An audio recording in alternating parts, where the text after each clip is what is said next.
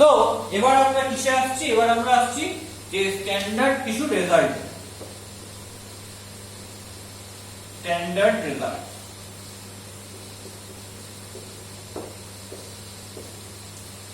তাহলে প্রথম স্ট্যান্ডার্ড রেজাল্টটা কি, যে ইন্টিগ্রেশন tan x dx কি করে হবে।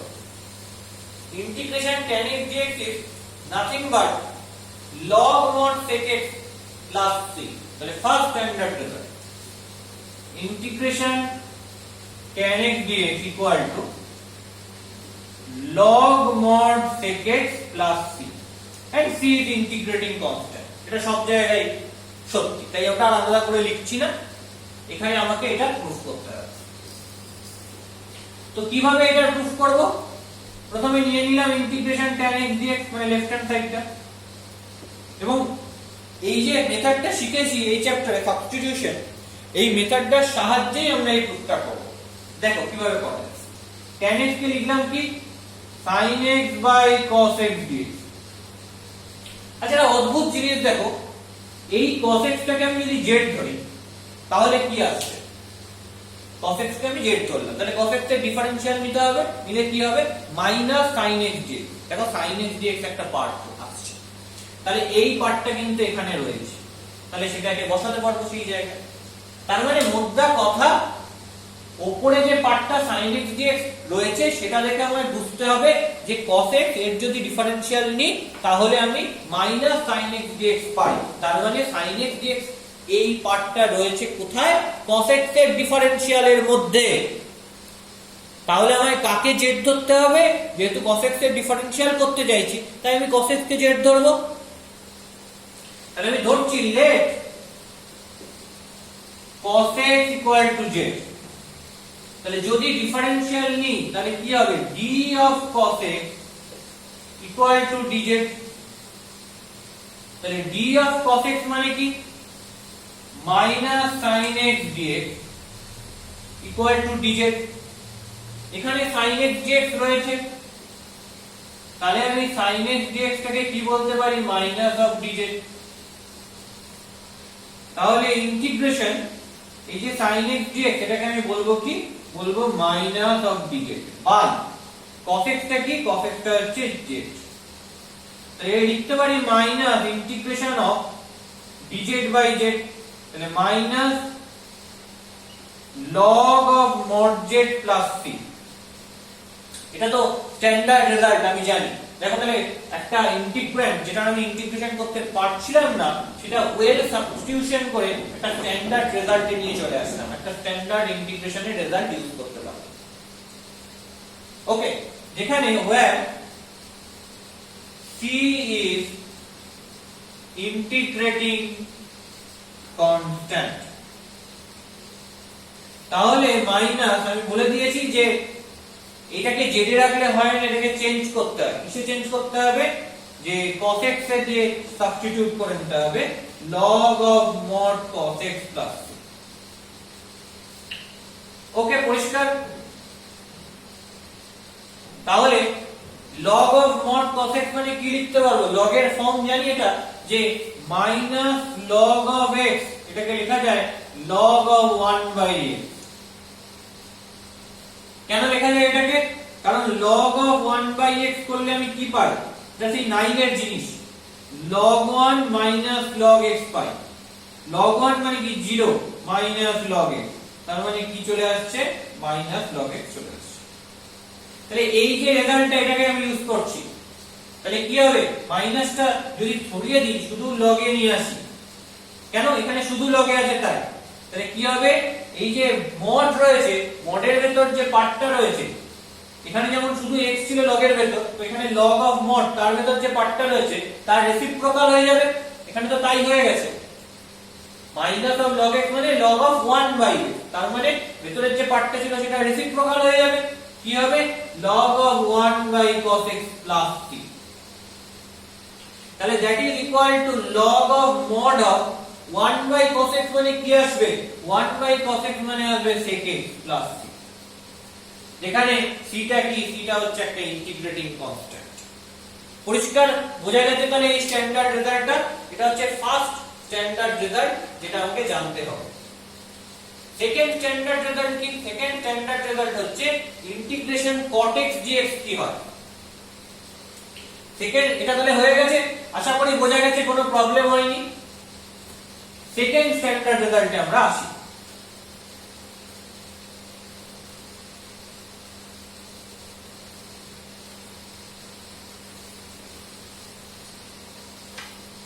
সেকেন্ড রেজাল্ট বলছে নাম্বার 2 বলছে ইন্টিগ্রেশন cot x dx, এটা মানে কি হবে, এর ফর্ম কি, standard result log of mod sin x plus c। এই যে স্ট্যান্ডার্ড রেজাল্ট গুলো বলছি, তার মানে এগুলো আমরা অঙ্কে ইউজ করতে পারবো, ডাইরেক্ট ইউজ করতে পারবো উইদাউট এনি প্রুফ। তাহলে এর প্রুফটা কি হবে, কি করে সাবস্টিটিউশন দিয়ে এটা দেখাচ্ছি। আমি লিখলাম ইন্টিগ্রেশন cot x dx, এটাকে কি করতে পারি, integration cos x by sin x dx করতে পারি। এবার দেখো উপরে কি রয়েছে, cos x dx রয়েছে, তার ডিফারেন্সিয়াল নিলে cos x dx আসে, sin x এর ডিফারেন্সিয়াল নিলে cos x এবং তারপর x এর ইনক্রিমেন্ট দিয়ে মাল্টিপ্লিকেশন, তার মানে dx।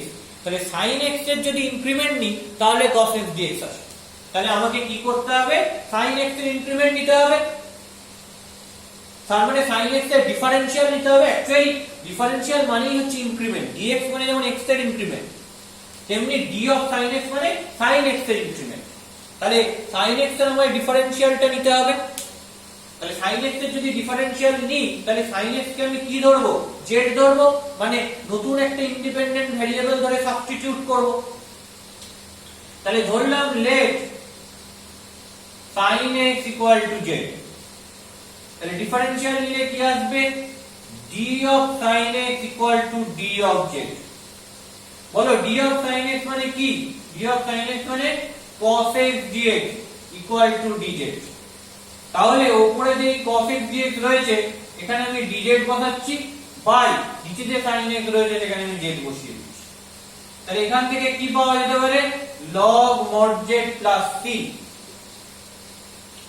এখানে c টা কি, এখানে c টা হচ্ছে ইন্টিগ্রেটিং কনস্ট্যান্ট।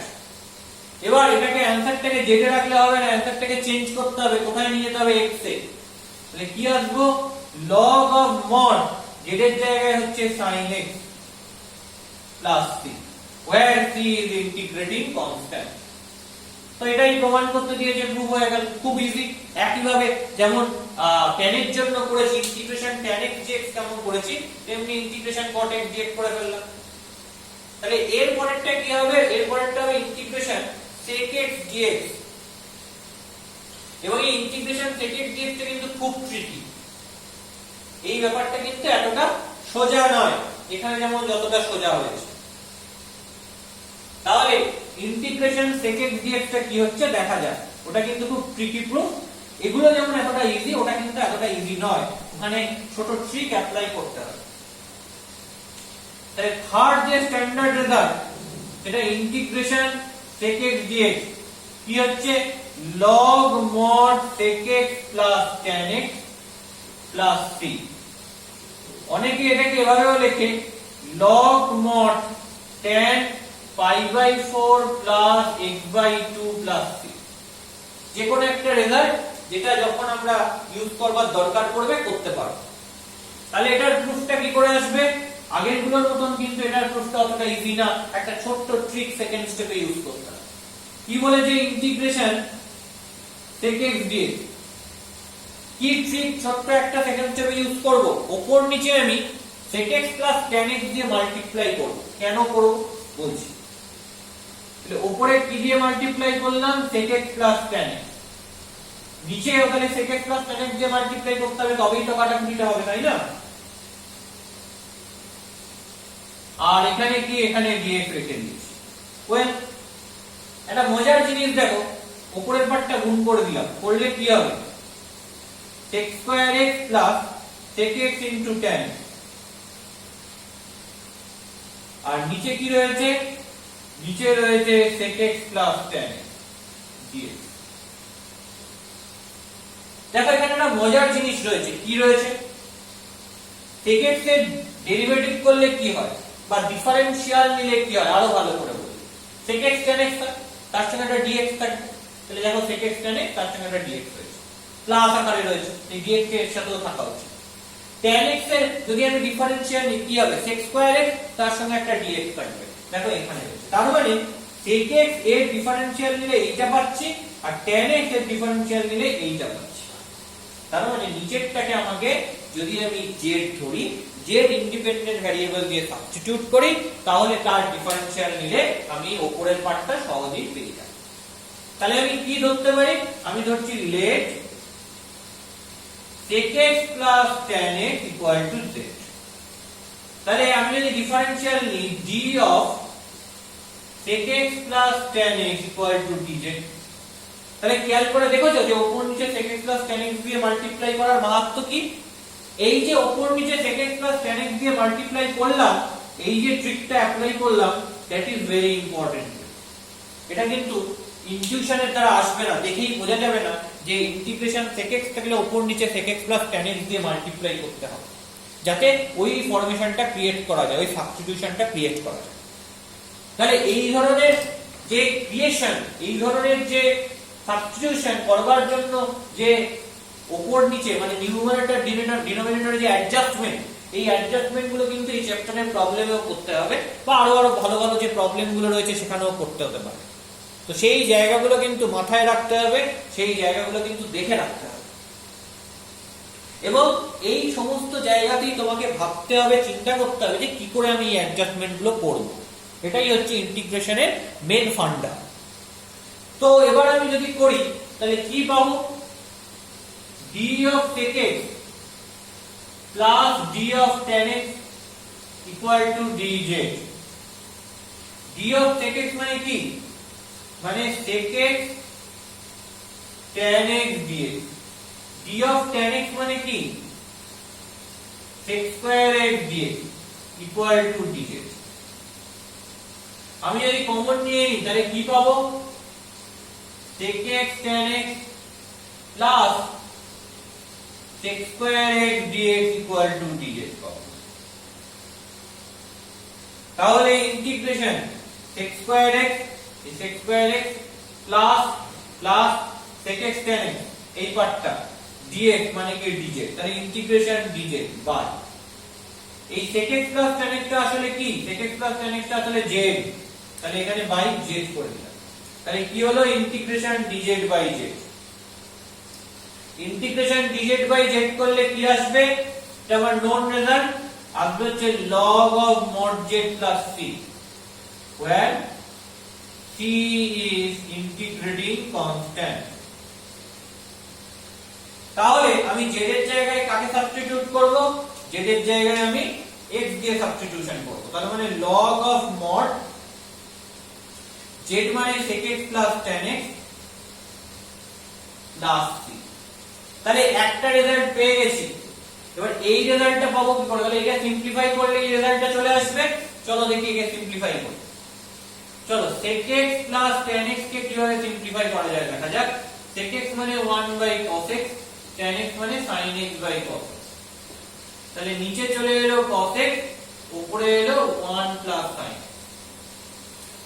খেয়াল করে এটা কি করব sin cos x কে লিখবো cos square x by 2 মানে এটাকে cos 2 থিটার ফর্মুলা অ্যাপ্লাই করব cos x মানে cos 2 into x by 2 তাহলে লিখবো কি cos square x by 2 minus sin square x by 2 আর উপরে 1 plus sin x কে কি লিখবো 1 মানে cos square x by 2 plus sin square x by 2 plus sin x কে লিখবো কি sin 2 into x by 2 তাহলে sin 2 থিটার ফর্ম অ্যাপ্লাই করব তাহলে হবে 2 sin x by 2 cos x by 2 তাহলে উপরে কি হবে cos square x by 2 plus sin square x by 2 plus 2 sin x by 2 cos x by 2 তাহলে আলটিমেটলি আমি কি পাবো আলটিমেটলি পাবো হচ্ছে উপরে রয়েছে cos x by 2 plus sin x by 2 এর হোল স্কয়ার আর নিচে এটা দুটো পার্টে মাল্টিপ্লাই করে দিচ্ছি cos x by 2 plus sin x by 2 into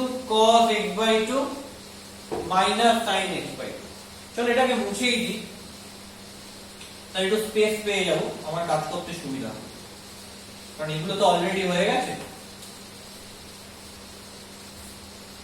minus sin x by 2 দেখো এই পার্টটা আর এই পার্টটা কেটে যাবে তাহলে কি পড়ে থাকবে?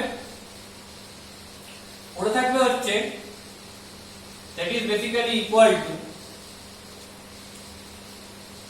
cos x by 2 plus sin x by 2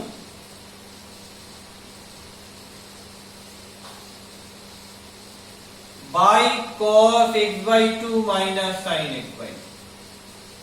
পুরোটাকে আমি cos দিয়ে ডিভাইড করে দিচ্ছি, তাহলে 1 plus tan x by 2 by 1 minus tan x by 2।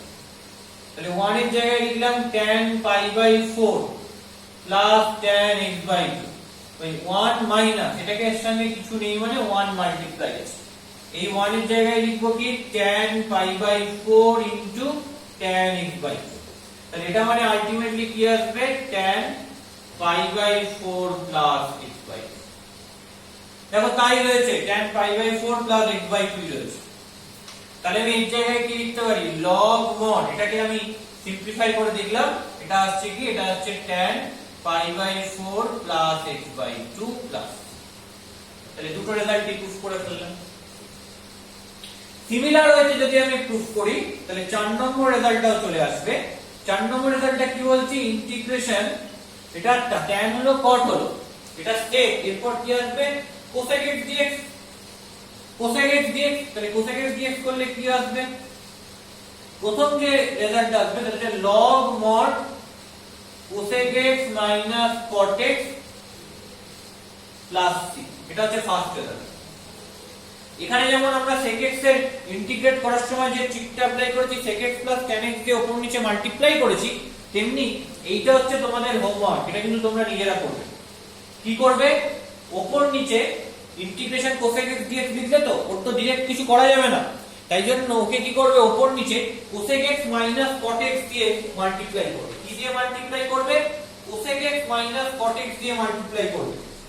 cosec x minus cot x দিয়ে মাল্টিপ্লাই করলে দেখবে নিচে যে cosec x minus cot x রয়েছে ওটাকে z ধরলে আমি যদি ডিফারেনশিয়াল নিই তাহলে আমি উপরের পার্টটা পেয়ে যাব এবং সেখান থেকে direct log of mod cosec x minus cot x plus c চলে আসবে। তাহলে কি দিয়ে মাল্টিপ্লাই করতে হবে, জাস্ট হিন্ট আমি লিখে দিচ্ছি যে মাল্টিপ্লাই